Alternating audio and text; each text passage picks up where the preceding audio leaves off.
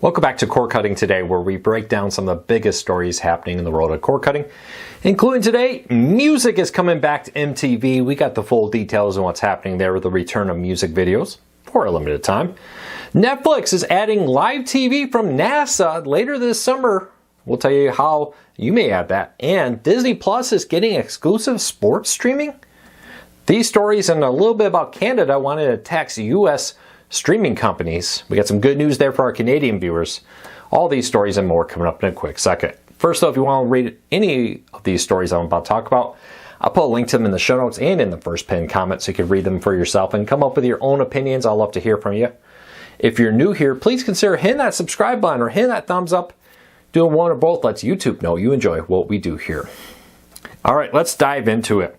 MTV will be bringing back 24/7 music videos for a limited time ahead of the VMAs later this year on September 7th.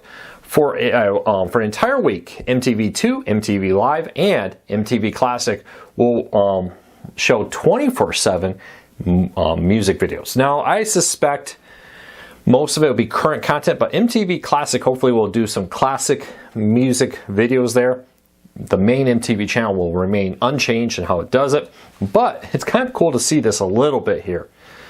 Now this is a publicity stunt for the VMAs. Interestingly enough, they will be simulcast on CBS this year. You won't need MTV to get them, just an antenna to watch the Music Video Awards. This comes as MTV has been backing out on a lot of its former award show. The movie and television awards are not happening once again this year. And their future, to be honest with you, are very much in doubt. As Paramount's been cutting back and MTV is now showing things like long marathons of Friends instead of their typical content that in the past had targeted teenagers, especially heavily teenage females in recent years. We'll see how this plays out. But anybody excited for classic MTV music 24/7? I wonder if they're going to bring back any VJs to host all these music videos. I'll have to find out. Alright, next up, Netflix and NASA have teamed up on a partnership that will bring NASA's 24/7 live stream for free to Netflix. Now, you'll still be able to catch the NASA for a live stream for free through the NASA Plus app on a variety of streaming players from Fire TVs to Roku's, Apple TVs, and more, plus mobile devices and their website. But now Netflix is again expanding its lineup of live content, this time with a 24/7 channel here in the United States, showing NASA programs for free live. I should say live. You have to pay for Netflix, but you can still watch it for free through the other platforms. Interesting to see this. This comes as Netflix struck a deal in France to air some cable channels through Netflix, and what seems to be almost a trial market, seeing how it works in France, maybe come to other places. So far, not so fast. But Netflix has been slowly getting more and more into live content, most notably the NFL Christmas Day football games last year, and they'll have a few of those for the next few years with it. Keep an eye on Netflix as they try to use live content to help, and sports, to help grow their subscriber base. Speaking of sports that grow your subscriber base, Disney Plus is acquiring more sports rights. Now, Disney Plus will now be the new home of the UEFA Soccer League.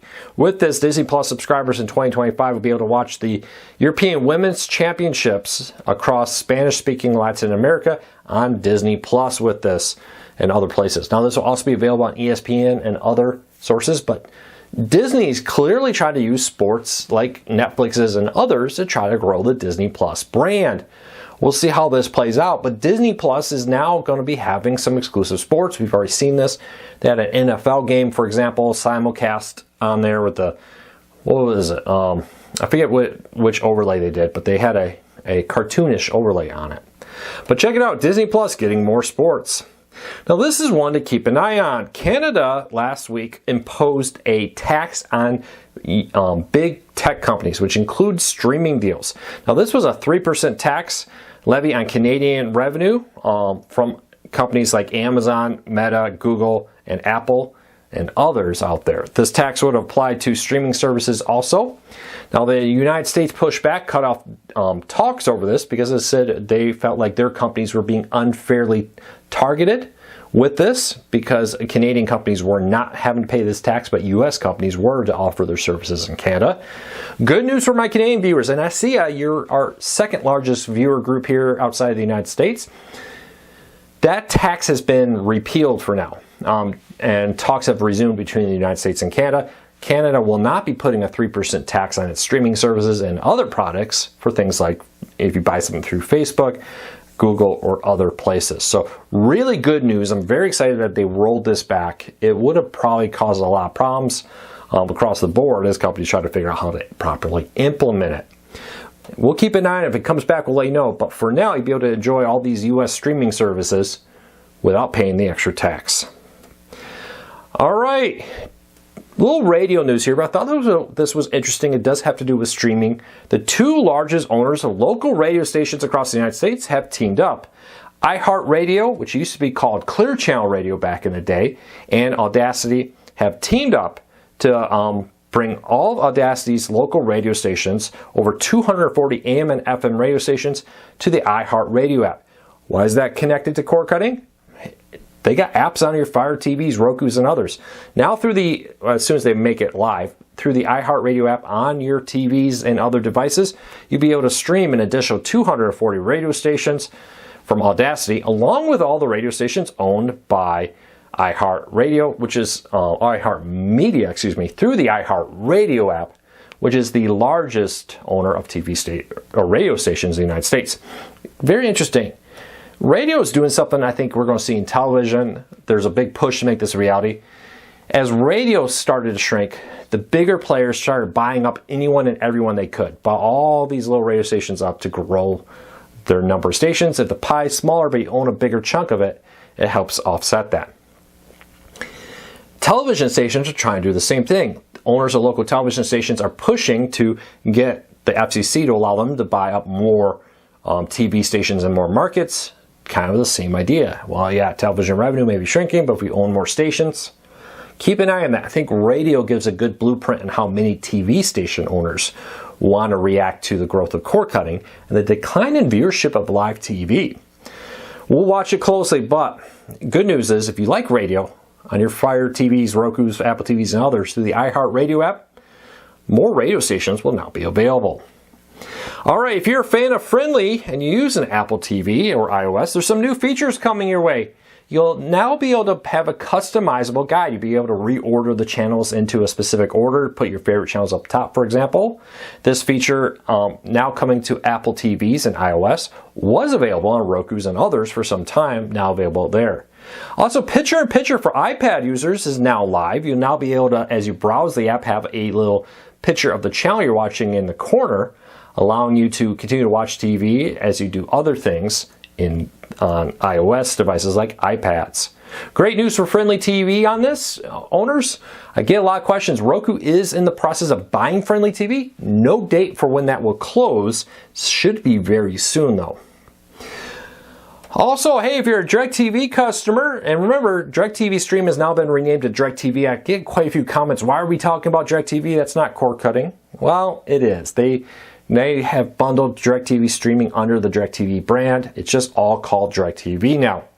Well, good news, DirecTV has added MeTV Tunes to its lineup. Channel 295, formerly Universal Kids.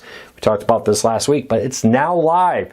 You can now watch MeTV Tunes, the wildly popular network, now available on DirecTV. Check it out. And today in TV history, okay, these make me feel old. This one definitely hit close to home. It's hard to believe, but 61 years ago, last weekend, the Gene Roddenberry's Star Trek pilot for the original show was greenlit by NBC Universal. Now, this was an approval for what would be shot and called The Cage, which actually would be reviewed and they would not air it. They would end up making some pretty dramatic changes, including recasting the lead and replacing Captain Pike with Captain Kirk, and making other changes to the show that led to the Star Trek we know today. It was quite some time later, but now you can watch the Star Trek The Cage, the original pilot, I think on Paramount Plus, and of course it's available on many other DVD sets and other places.